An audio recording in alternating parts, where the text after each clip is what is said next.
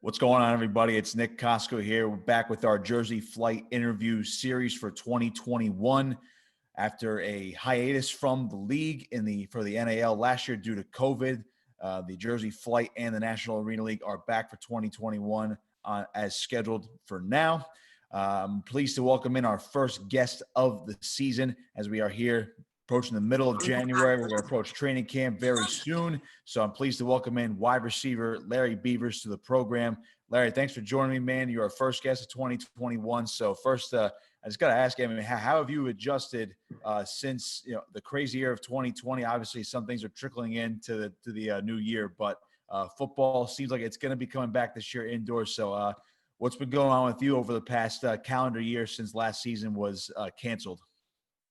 Oh, man, honestly, man, just been resting up from here and there. That's about it. That's all you basically can possibly be doing with all this pandemic stuff going on. But other than that, I've been trying to keep my body healthy, resting up. About to start running around, get my body into football form. It won't take long, but we get there. How do you do something like that? How do you start ramping up your conditioning and working out? Obviously, obviously some gyms are open now. People have different access to different things, whether it be fields, gyms, or even home stuff as well. What do you necessarily do to start ramping your body up to prepare for training camp coming up in just about a little over about a month or two? Run. That's about it, man. I run. I don't lift too much weights, not too much now. I've been playing a long time, so the weights don't really do too much for me no more. But other than that, man, I just run and catch, play a little flag football here and there to get me going. But yeah, other than that, I run. Awesome. And you mentioned you've been playing the game for a while now. You've had a long arena football career, and now that you're with the Flight here in 2021, what necessarily brought you to Jersey and the Trenton area, so to speak, for the 2021 season, considering you've played all over the place within the indoor game?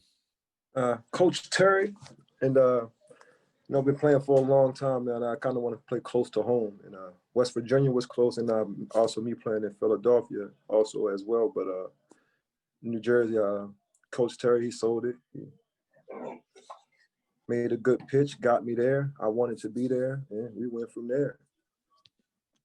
Awesome. So for the fans at home, just give us a little preview of what it's like to play wide receiver in arena football. Obviously, for those who are going to be new to the game and what maybe watching this for the first time, what's the difference between playing a wide receiver in the arena game as compared to outdoors, where obviously there's a lot more space than you go indoors, and people know it's fast, it's almost all passing, and it's tight, tons of scoring. Give us a little bit of a breakdown what it's like being a wide receiver in indoor football. All right, so first I'm gonna start off with taking the motion in wide receiver. That gives basically the wide receiver advantage in this type of game because basically it's one-on-one with whoever you got. It basically is, in any type of way you look at it, is a one-on-one game with receivers and DBs. So it's like with wide receivers in this league, if you get one step on the DB, you win. So it's up to you to be that receiver and that quarterback to have that 1-2 punch and be able to get open in them tight, small zones, because you got 3 DBs back there. Sometimes you have like a little jack sneaking here and there. But them holes so tight, you got to find, like you said, you got to have that chemistry. You got to find the right area and work from there. So you had a brief NFL stint with the Panthers and the Saints before you came over to arena football. So for you now that you've been playing football and you've been a veteran for a while now, is it still a goal of yours to get back to the NFL and use the arena football as a springboard, or are you kind of in that mode now where you like arena football and you want to continue your career in the indoor game and also pursue maybe some other career opportunities? Oh, man, I love arena football, man. Like I said, I'm 35 years old. They got guys coming out of college, 21, 22, that could run just as fast or run faster than me. So, and they can get about 10 years out of them guys, 10, 15 years. They probably get 3 or 4, probably a good hit. You might get 1 or 2 out of it. But other than that, man, I'm happy, man. Arena football made a good home. I love it. It's a fast-paced game. It's fan-friendly. That's the big part about the game, man. Being able to interact with the fans. They get to see you. And like the NFL, man, don't get me wrong, the NFL was great. It was lovely. But also playing arena football for the last 10 years, man. And and with reacting with the fans in the community. You're more hands-on with, like I said, you're more hands-on with everything. So it's a great experience. I love it. And I wanted to, you're right, I wanted to hopefully take my career further. What's that like interacting with the fans? As people know, arena football is a very, fan and community oriented game. And just taking from my experience, working in the game, going back to 2019 with Atlantic City. I mean, Atlantic City never really saw something like that. And all of a sudden you see these players, even during the games, they're clapping up kids. They're talking to fans during the game, right before a kickoff or during a timeout, they're on the sideline, during a break in the action, just things like that. Even after the game, talking to fans, talking to kids, all that good stuff. So, what's been the best part about doing that as compared to the NFL for you in your career? Oh man, because it's like giving back to the kids. That's like the biggest part about it. Like reacting and seeing the big, beautiful smiles on some of them kid faces, man. Because you like I said, in the NFL, you get like a certain amount of kids that's able to get a chance to meet an NFL player or a football player. So in arena football, especially when they get to come on the field and get autographs, I mean, you don't know how many people days you done made by just saying hello, what's up. They see a pro athlete coming to their kids or holding their kids. Them, man, I love it. Especially then going to the community, man, and seeing the other kids, like especially where I come from. I'm hands-on in the communities now here. And the kids look up to me like a big star. And I'm like, man, it's nothing. You guys can be there and be bigger. So all that I look at and I take it and I bring it all with me and take from there and bring it here with me as well. So before we actually dive into a little bit more football questions, tell me a little bit about the community service and other stuff that you do around your hometown, and tell the fans where you're from and how else they can help out if they can with some of the stuff you do for your community. Well, yeah, fans, I'm from Annapolis, Maryland. So yeah, we do a lot. We do giveaways, help out with school, whatever basically the families that may need or the kids may need, we try our best to provide here that's going on here. So that's a lot of things that we do. Take the unfortunate, fortunate kids, no matter what, it doesn't matter. So we all looks up to them. Like me personally, I'm trying to run a Big Brothers program, especially around here in this area, because a lot of kids doesn't have that vision. And I was one of those kids that didn't. I had that vision from my mother, but didn't really have that vision from a father figure until the early age when my father came back, and we bonded in control like that. But other than that, man, that's a lot. That's basically what I want to do. Yeah. Awesome. Glad to hear that. Oh, could always use those around communities. Gotta love it. So getting back into football. So now that the football season is coming back, and of course, the Jersey Flight last year, at least on paper, seemed to be pretty stacked. We'll never know how that team would have fared. And of course, the league has changed just a little bit since last year. A couple teams coming in, a couple teams going to other leagues as well. So joining this team, I mean, how do you think you guys will fare after one season of not playing? Because pretty much if you didn't play in the NFL last year, it seems like, or play college football last year, you did not, or at least in the past fall, you did not play football last year. So what's it been like? How do you think these teams and all these players are going to be able to rebound after basically sitting out of here? I mean, are guys actually going to be healthier for not playing? I mean, that's the key. That's one of the key things in off season, to stay healthy. So that's up to a player on their body to do their part. But I look at Jersey Flight. I look at my roster. We look at our roster. Well, I look at the roster every single day, man.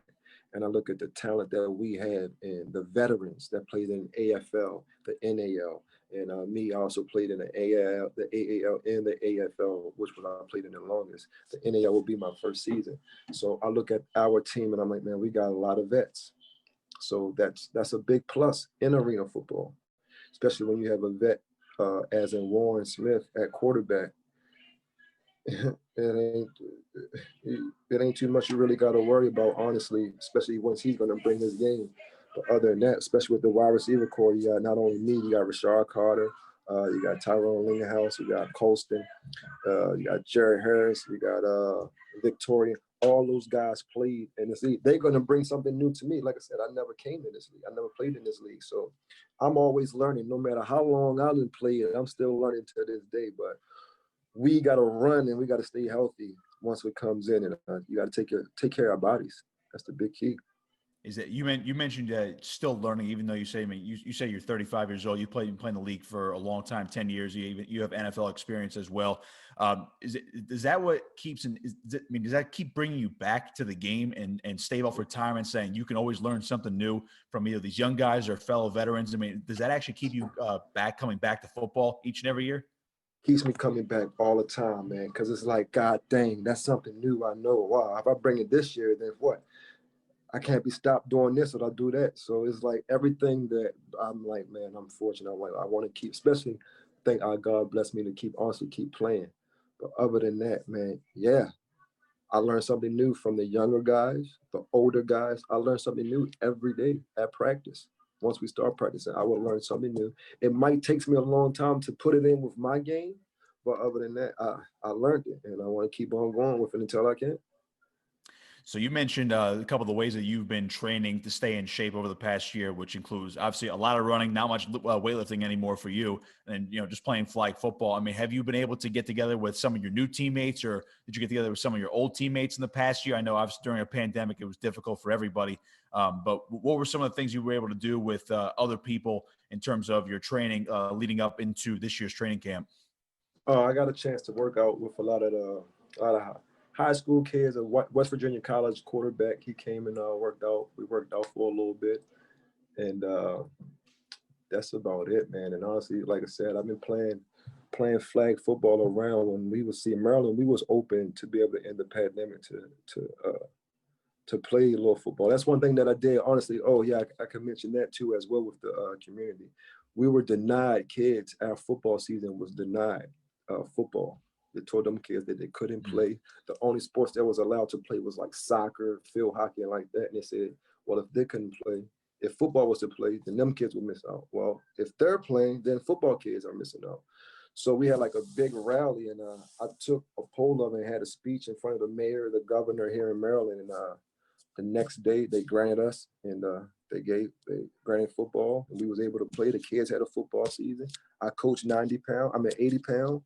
We won the championship. So that was great for us as well here in Maryland, and that opens up fields for us. So I was actually to be able to work out and play a little bit, but as in much, I wasn't able to do everything that I wanted to do because of the pandemic. But when kids came back home from college and high school, I worked out with them a lot on the field.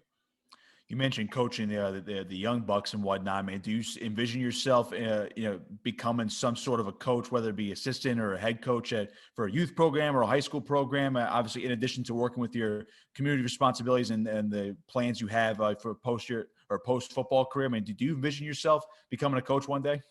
Yes, that's a big vision to me. Like, cause like I said, always you got to have a plan A, plan B, and plan C. Honestly, so I want to coach. Like I said, I'm sinking all this knowledge of football in for something. So I know I have the knowledge. I know I have the ability to coach high school, college, wherever else it may take me. Pro, I know I can coach arena football for no doubt at all. But other than that, yeah, I would love to coach high school or college. Awesome. So obviously, as a player right now, what the Jersey Flight can expect from you, what fans can expect from you this season, you're very dynamic as a receiver and also return man. Obviously, one year you went over 1,000 yards in both categories, which is very impressive. I mean, I don't care if you're playing arena or outdoor football; it doesn't matter. That's very impressive. Right. Either way, to eclipse 1,000 yards in both categories. So, do you bring that same type of dynamic playmaking ability to this team this year as well as a receiver and as a return man? I mean, do you know your roles yet, or is it still a little bit too early to tell what your ultimate role is going to be for 2021? I mean, like you said, you come into a team, you never know what your role going to be until a coach gives you a role. Other than that, but I'm going to take full force and I'm going to go forward. I'm going to give y'all the dog that y'all want to see. I'm going to give y'all the man, so much that I could say that I don't want to say, but other than that, y'all going to see some shit that y'all would love and be, oh man, woo.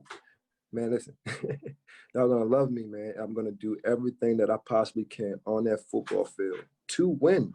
No ifs, ands, or buts. No matter what my role is. If they see me something different as a return man or as a receiver, they're gonna get 110% out of me.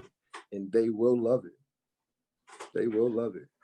Gotta love to hear that. I do have one question about being a return man. Obviously, that it's considered one of the most exciting plays in football, whether it be outdoor or indoor. Obviously, indoor, only a 50-yard field, and kickoff returns for touchdowns can happen a lot more often in the indoor game because one breakdown in coverage and then you're gone. But I got to imagine having it's got to be the same excitement whether you're outdoors or indoors, and you just feel the ball off the net, and all of a sudden you're running back the other way for 6. I mean, tell me what that feeling is like.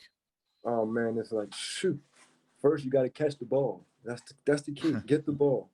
Once you get the ball and you make that one guy miss, it's a hole, and you just got to go. If not, you bamboozled either in the end zone or at the 5-yard line.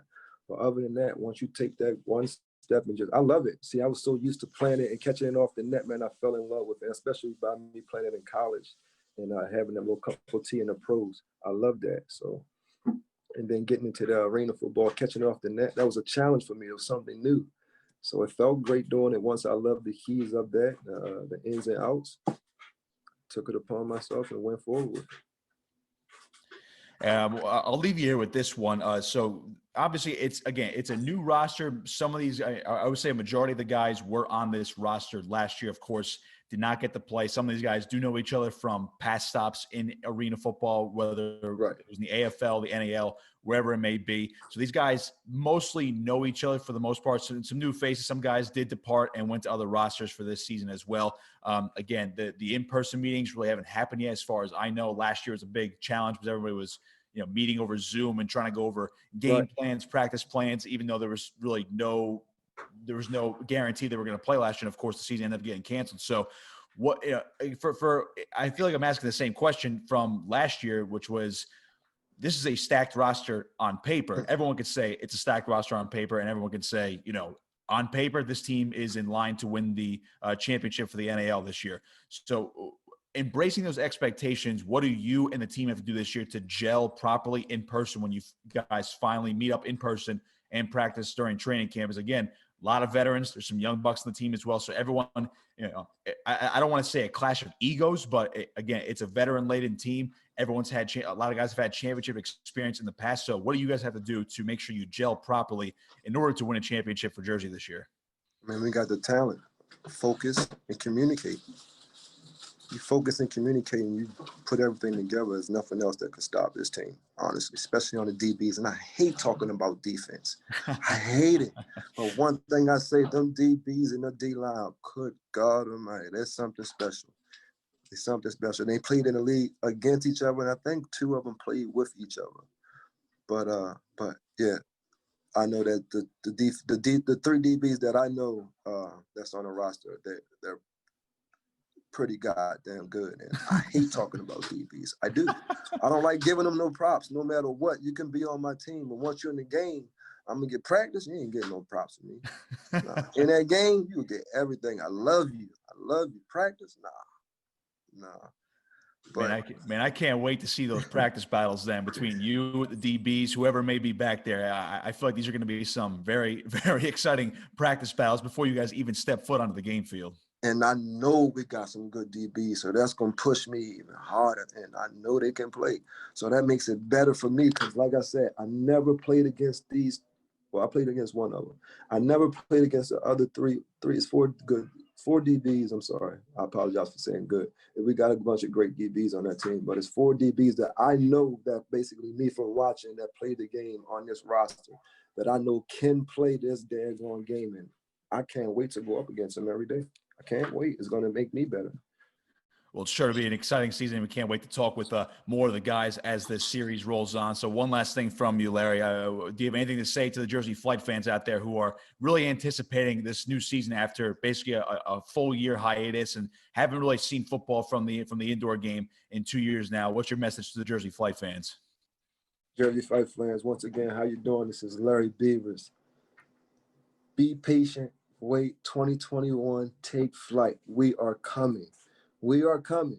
I'm sure you saw some of the games in the AAL from them guys playing in there. No matter what, we are coming. Take flight. You're going to get exactly what you want. Come out, show us favor. We got you. We got you.